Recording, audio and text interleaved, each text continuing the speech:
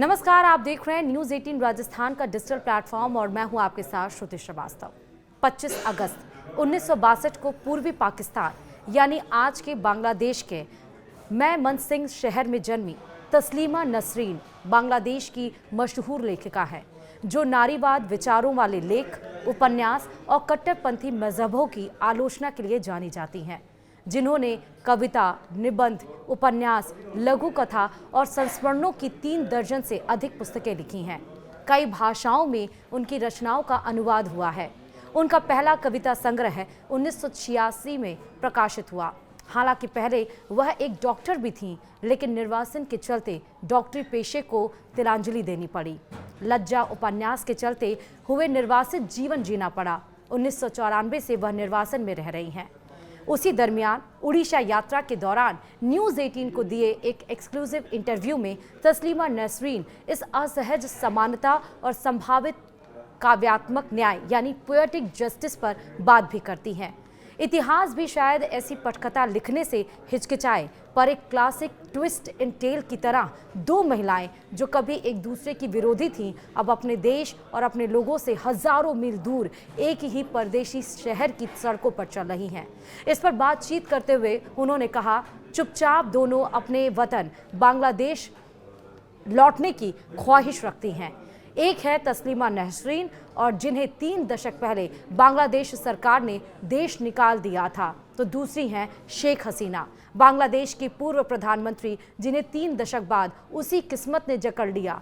आज दोनों दिल्ली में रहती हैं, पर उन दोनों में से एक के पास कभी दूसरे को निष्कासित करने की ताकत थी और उसने वह शक्ति इस्तेमाल भी की। हसीना और मैं एक ही शहर में रहती हैं। उन्होंने कहा, सुना है वो कभी कभी टहलने जाती हैं। मैं अक्सर सोचती हूँ, मगर मैं कभी उन्हें लोधी गार्डन या कहीं और टहलते हुए देखूँ तो क्या कहूँगी?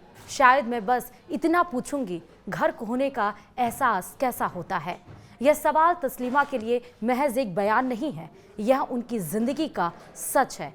1994 में उन्हें धार्मिक कट्टरता, पैट्रियार्कल और सामाजिक ढोंग के खिलाफ लिखने के लिए खतरा घोषित किया गया और खालिदा जिया की सरकार ने उन्हें देश से निकाल दिया। 1999 में जब वे अपनी बीमार मां से मिलने बांग्लादेश लौटी, तो शेख हसीना की सरकार ने उन्हें फिर ईश निंदा के आरोप में घेर लिया। उन्होंने फिर वही किया जो उनकी पूर्ववर्ती ने किया था। उनकी किताबें पर प्रतिबंध लगाया गया, उनके खिलाफ कई मामले दर्ज किए गए और उनकी जमानत की शर्तों में देश छोड़ने की शर्त रखी गई। तस्लीमा कहती हैं, उन्होंने मुझे सिर्फ देश से बाहर नहीं निकाला, बल्कि यह भी सुनिश्चित किया कि मेरे पास कहीं ज़मीन न बचे। मैं सिर्फ सच बोलने की कीमत चुका रही थी। और फिर भी जब अगस्त 2024 में शेख हसीना सत्ता से बेदखल होकर भारत आई और मोहम्मद यूनुस के नेतृत्व वाली अंतिम सरकार बनी, तो तस्लीमा ने कोई खुशी नहीं मनाई, बल्कि उन्होंने आवामी लीग के कार्यकर्ताओं और देश भर में हिंदू अल्पसंख्यकों पर हो रहे हमलों की निंदा की। यहाँ तक कि जब एक कलाकार ने हसीना की तस्वीर को तोड़ मरोड़ कर पेश किया, तो तस्लीमा ने उनकी भी आलोचना की, क्योंकि उन्होंने कहा, मैंने कभी लोगों से नहीं लड़ा, मैंने हमेशा एक सोच, एक विचारधारा से लड़ा। मेरी कलम, मेरी साहित्यिक रचनाएं उन कट्टरपंथियों, स्त्री द्वेषियों और भेदभाव करने वालों के खिलाफ रही। मैं वही खड़ी हूं जहां हमेशा से थी। जिहादियों के खिलाफ, नफरत के खिलाफ, अन्याय के खिलाफ उन्होंने कहा।